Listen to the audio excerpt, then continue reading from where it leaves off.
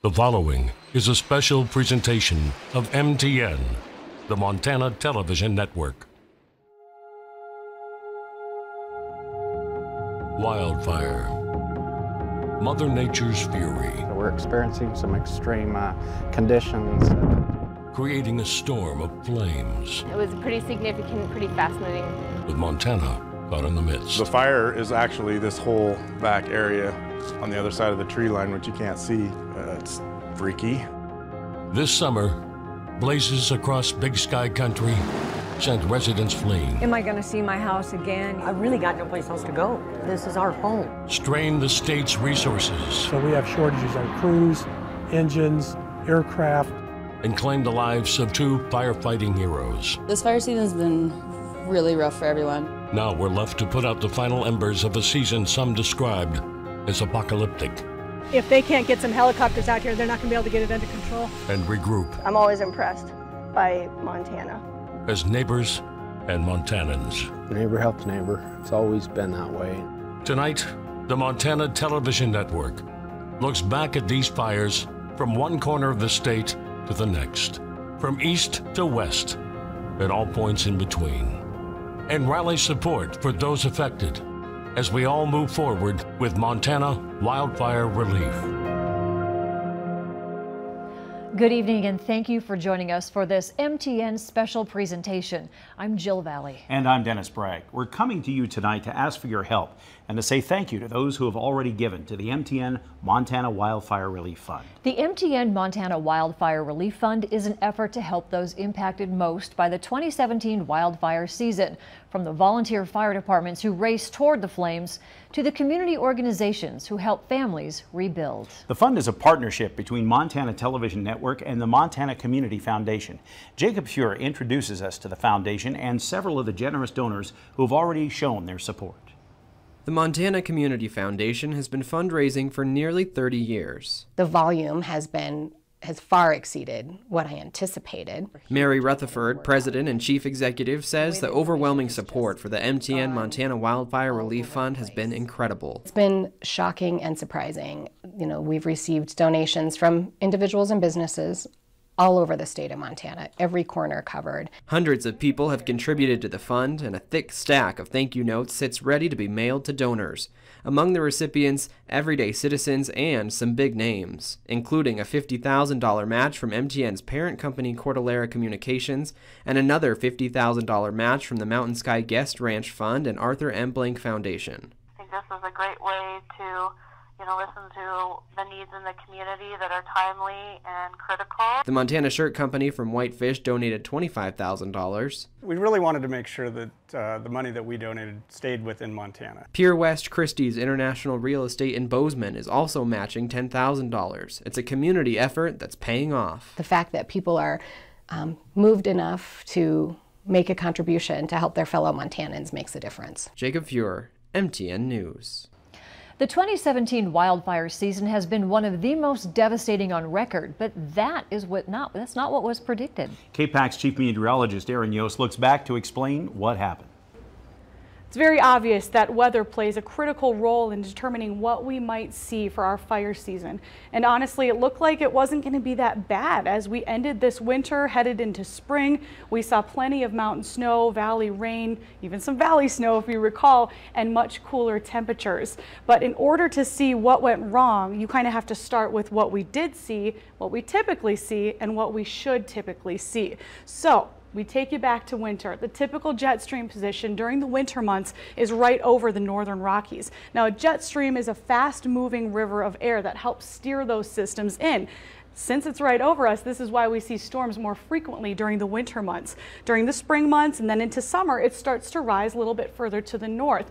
This is normal. This is the reason we usually see great summers in Montana. Dry conditions, a lot of sunshine. This is why we have a fire season. We see a dominating ridge of high pressure across the desert southwest. What Mother Nature did, though, this summer was a little extreme. We had a blocking ridge of high pressure, a dominant feature that shifted that jet stream so far north, it barely had a chance to give us any systems. Now, we did get that typical monsoonal moisture from the desert southwest. Unfortunately, it didn't have a lot of moisture content with it, and we saw lightning as the byproduct. A lot of dry thunderstorm activity, unfortunately.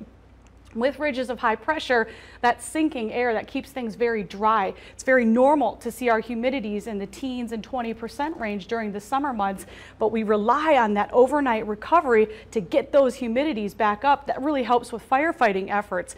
We had such poor recovery this summer that it didn't really help us out. It actually hurt us quite a bit. We couldn't get a handle on a lot of those fires as easily as we should. I'm afraid our ranch is going to burn. I sure hope I don't, but it's coming. If you weren't here, my house would have burned down. Over the reef over there, and you could see it in the dark, you know, you could really see the flames.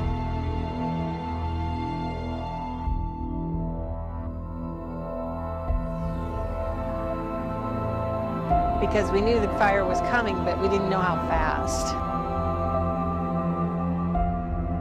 Today the wind was blowing out of the east a little bit, which helped us. If it was blowing like it was yesterday, we'd be burned out right now. How do you replace it all? How do you go through and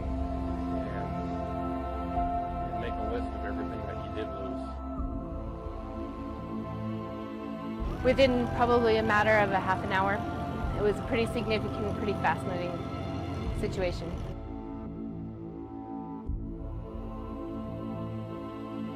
But I am thankful as hell that they're here to save my house and to save my friends' houses over here. Your appreciation is very heartfelt.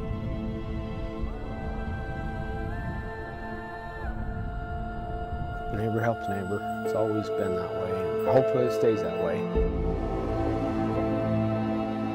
The way folks help each other out, I'm always impressed by Montana.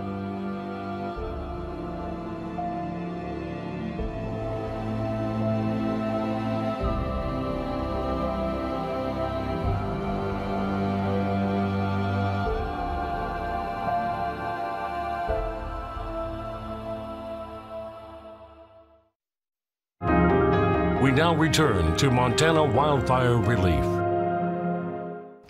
It is a summer most of us will not soon forget. Dozens of wildfires across western Montana burning for months that at times felt like they were never going to end. The fires claimed the lives of 2 firefighters. The smoke put a chokehold on communities across western Montana. It hurt the small town economies that thrive on summer business, and it destroyed one of Glacier Park's iconic chalets.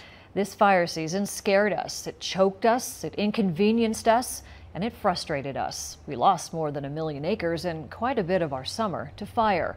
But let us not forget what was really lost. 2 brave men who paid the ultimate price to keep us safe. One, so young, working on just the second wildfire of his career. The other, an elite, experienced hotshot with a family legacy of firefighting. But both would die in Montana, killed by falling trees while fighting fire. 19-year-old Trenton Johnson recently graduated from Hellgate High School in Missoula. He was a member of the state champion lacrosse team.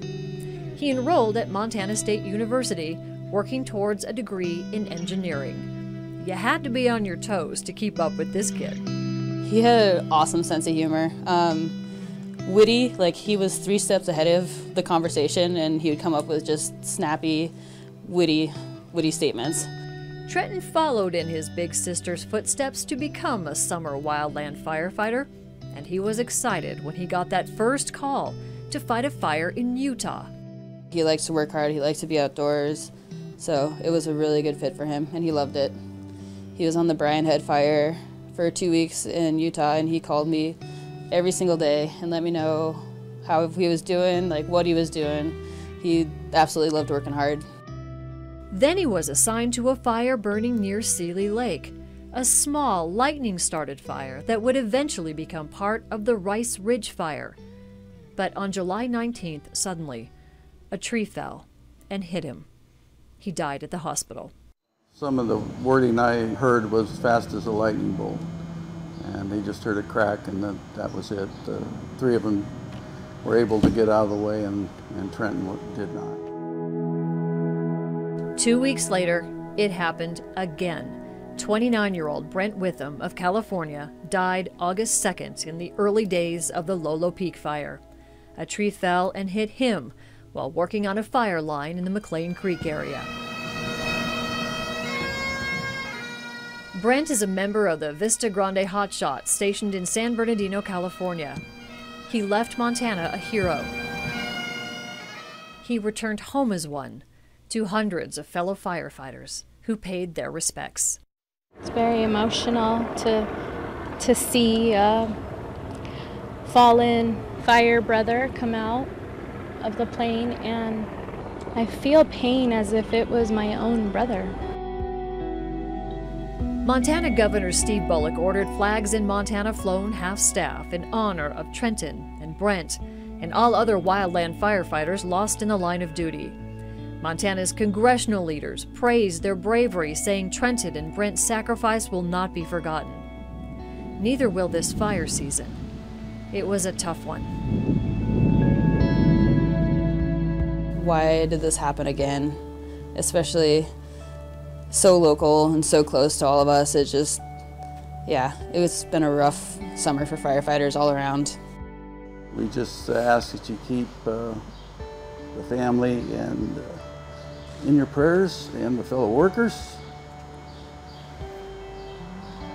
and all the firefighters that are out there right now on the line.